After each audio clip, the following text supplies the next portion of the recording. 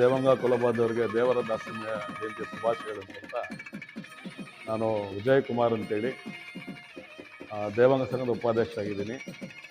ಇಂದು 1047ನೇ ವರ್ಷದ ಜಯಂತಿ ಕಾರ್ಯಕ್ರಮ ದೇವರ ದಾಸಿಮಯ್ಯನವ್ರದ್ದು. ಸತತವಾಗಿ ದೇವಾಂಗ ಸಂಘದಿಂದ ಬೆಂಗಳೂರು ನಗರದಲ್ಲಿ ಕಬ್ಬನ್ಪೇಟೆ ಮತ್ತು ಸುತ್ತಮುತ್ತಲ ಜಾಗಗಳಲ್ಲಿ ದೇವರ ದಾಸಿಮಯ್ಯನವರ ಮೆರವಣಿಗೆ ಮುಖಾಂತರ, ಜನಪದ ಕಲಾ ತಂಡದ ಮುಖಾಂತರ ಭಾಳ ವರ್ಷಗಳಿಂದ ಕೂಡ ನಾವು ಇದನ್ನು ನಡೆಸ್ಕೊಂಡು ಬರ್ತಾ ಇದ್ದೀವಿ. ಈ ವರ್ಷ ಬಹಳ ಅದ್ಧೂರಿಯಾಗಿ ಕೂಡ ಈ ಒಂದು ಕಾರ್ಯಕ್ರಮನ ನಡ್ಕೊಂಡ್ಬರ್ತಾ ಇದೆ.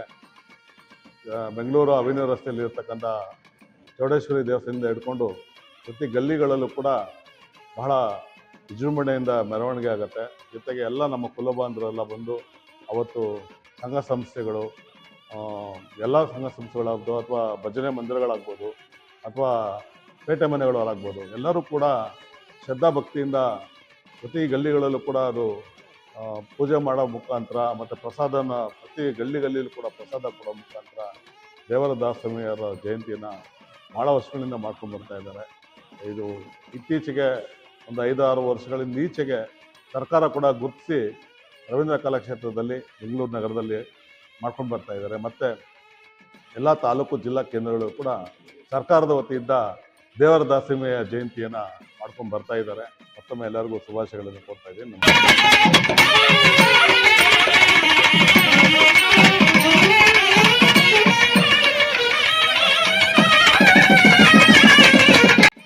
ಬೆಂಗಳೂರು ದೇವಾಂಗ ಸಂಘದ ಉಪಾಧ್ಯಕ್ಷರಾದ ಶ್ರೀಮತಿ ಪಾರ್ವತಿ ಮಾಡುವ ನಮಸ್ಕಾರಗಳು. ದಾಸಿಮಯ್ಯನವರು ನಮ್ಮ ದೇವಲ ಮಹರ್ಷಿಯ 7ನೇ ಅವತಾರವಾಗಿ ಜನಿಸಿರುತ್ತಾರೆ. ಅವರು ಮುದುನೂರು ಗ್ರಾಮದ ಸುರಪುರ ತಾಲೂಕು ಯಾದಗಿರಿ ಜಿಲ್ಲೆಯಲ್ಲಿ ಜನಿಸಿರುತ್ತಾರೆ. ಮುದೂರಿನಲ್ಲಿ ಸುಮಾರು ದೇವಸ್ಥಾನಗಳು ಅವರ ಸುತ್ತಮುತ್ತ ಇರುವುದರಿಂದ ಅದರಲ್ಲಿ ರಾಮನಾಥ ಎಂಬ ರಾಮನು ಪೂಜಿಸ್ತಾ ಇದ್ದಂತೆ ಆ ಒಂದು ಅರ್ಥದಲ್ಲಿ ಅವರು ರಾಮನಾಥ ಅಂತ ಅಂಕಿತ ನಾಮದೊಂದಿಗೆ ಅವರು ತಮ್ಮ ವಚನವನ್ನು ಮಾಡಿರ್ತಾರೆ. ಆಗಿನ ಕಾಲದಲ್ಲೂ ಕೂಡ ಮಹಿಳೆಯರಿಗೆ ಸಮಾನತೆಯನ್ನು ನೀಡಿದ ಮೊದಲ ಆದ್ಯ ಪುರುಷರಾಗಿರ್ತಾರೆ. ವಚನ ಸಾಹಿತ್ಯ, ಆಡು ಭಾಷೆಯಲ್ಲಿ ಮಾತಾಡ್ತಕ್ಕಂಥ ನಾವು ಆಡುವ ಒಂದು ಭಾಷೆಯಲ್ಲೇ ಒಂದು ಮೊಟ್ಟ ಮೊದಲ ಬಾರಿಗೆ ಬಸವಣ್ಣನವರಿಗೂ ಮೊದಲಿಗೆ 10-11ನೇ ಶತಮಾನದಲ್ಲಿ ಆದ್ಯ ವಚನಕಾರರಾಗಿ 176 ವಚನಗಳನ್ನ ಅವರು ಮಾಡಿರ್ತಾರೆ.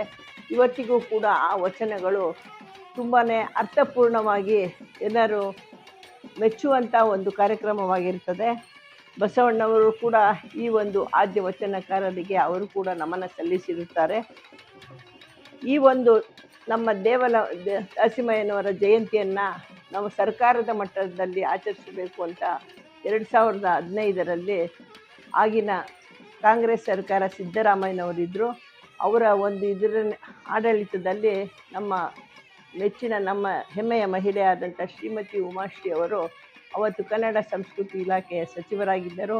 ಅವರ ಒಂದು ಹೋರಾಟದ ಪರಿಶ್ರಮವಾಗಿ ಸರ್ಕಾರದಲ್ಲಿ ಆವತ್ತಿಗೆ ವಿಧಾನಸೌಧದ ಬ್ಯಾಂಕ್ವೆಟ್ ಹಾಲಿನಲ್ಲಿ ಮೊಟ್ಟ ಮೊದಲ ಬಾರಿಗೆ ದಾಸಿಮಯ್ಯನವರ ಜಯಂತಿಯನ್ನು ಗೌರವಪೂರ್ವಕವಾಗಿ ಸರ್ಕಾರದೊಂದಿಗೆ ನಡೆಯಿತು. ಅದರಂತೆ ಈಗೂ ಕೂಡ ಪ್ರತಿ ವರ್ಷವೂ ಕೂಡ ಕನ್ನಡ ಸಂಸ್ಕೃತಿ ಇಲಾಖೆಯಿಂದ ನಮ್ಮ ಆದ್ಯ ವಚನಕಾರ ದಾಸಿಮಯ್ಯನವರ ಜಯಂತಿಯನ್ನು ಎಲ್ಲ ಜಿಲ್ಲೆಗಳಲ್ಲೂ ಕೂಡ ವಿಜೃಂಭಣೆಯಿಂದ ನಡೆಸಲಾಗುತ್ತಿದೆ.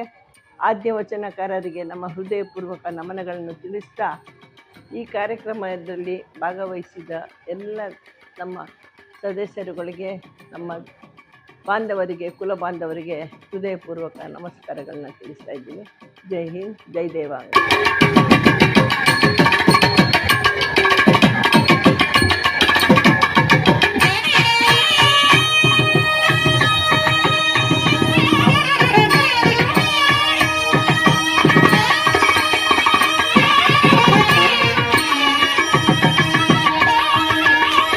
ನಮಸ್ಕಾರ. ನಾನು ಎಣ್ಣೆಗೆರೆ ಆರ್ ವೆಂಕಟರಾಮಯ್ಯ ಅಂತೇಳಿ, ನಾನು ದೇವಾಂಗ ಸಮಾಜದ ಮಾಜಿ ಬೆಂಗಳೂರು ದೇವಾಂಗ ಸಂಘದ ಉಪಾಧ್ಯಕ್ಷರು ಮತ್ತು ಕೋಶಾಧಿಕಾರಿ. ವಿಶೇಷವಾಗಿ ಇವತ್ತು ದೇವರ ದಾಸಿಮಯ್ಯನವರ ಜಯಂತ್ಯೋತ್ಸವ ಕಾರ್ಯಕ್ರಮವನ್ನು ನಮ್ಮ ಬೆಂಗಳೂರು ದೇವಾಂಗ ಸಂಘದವರು ಆಚರಣೆ ಮಾಡ್ಕೊಂಡು ಬಂದಿದ್ದರು.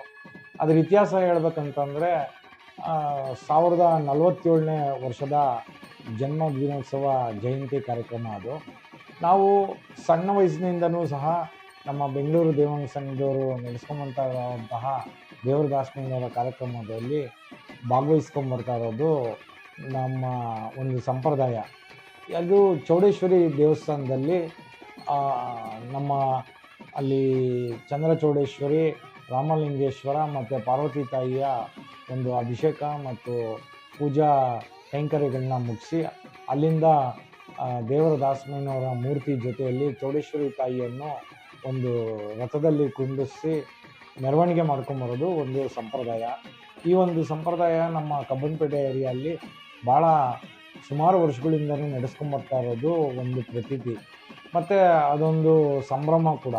ಯಾಕಂದರೆ ಈ ಒಂದು ದೇವರ ದಾಸಮಯ್ಯನವರ ಒಂದು ಕಾರ್ಯಕ್ರಮ ಅಂತಂದರೆ ಇಡೀ ಪೇಟೆಗಳಲ್ಲೂ ಒಂದು ಹಬ್ಬದ ರೀತಿಯಲ್ಲಿ ಆಚರಣೆ ಮಾಡ್ಕೊಂಬರೋದು ಒಂದು ವಿಶಿಷ್ಟವಾದ ಒಂದು ಕಾರ್ಯಕ್ರಮ ಆಗಿತ್ತು.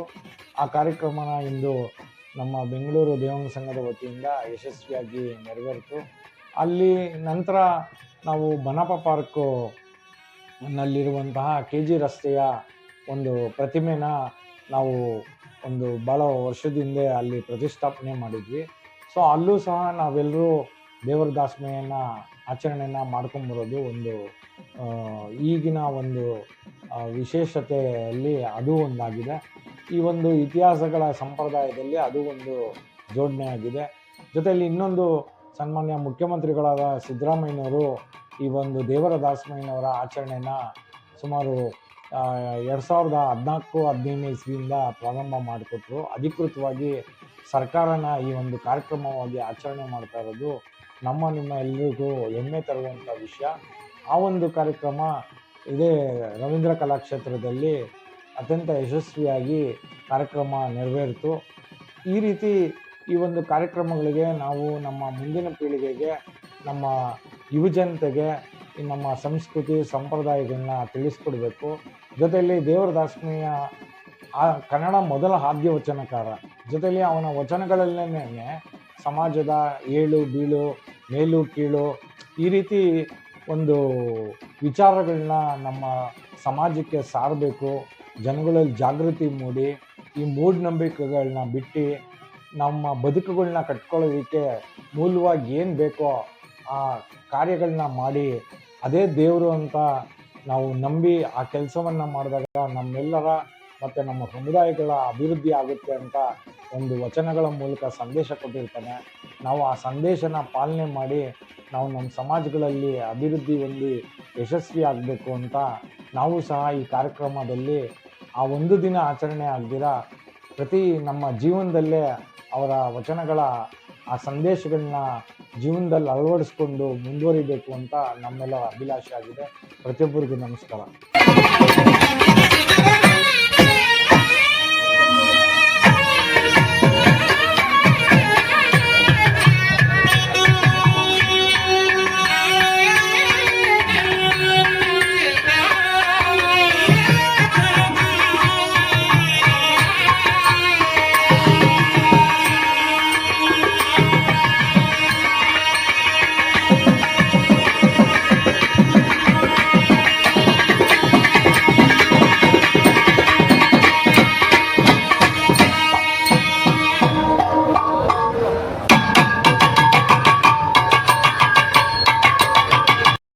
ಈ ವಿಡಿಯೋ ನಿಮಗೆ ಇಷ್ಟವಾದರೆ ನಮ್ಮ ಮುಂದಿನ ಪ್ರಯಾಣಕ್ಕೆ ನಿಮ್ಮ ಕಿರು ಕಾಣಿಕೆಯಿಂದ ಕೈ ಹಿಡಿಯಿರಿ.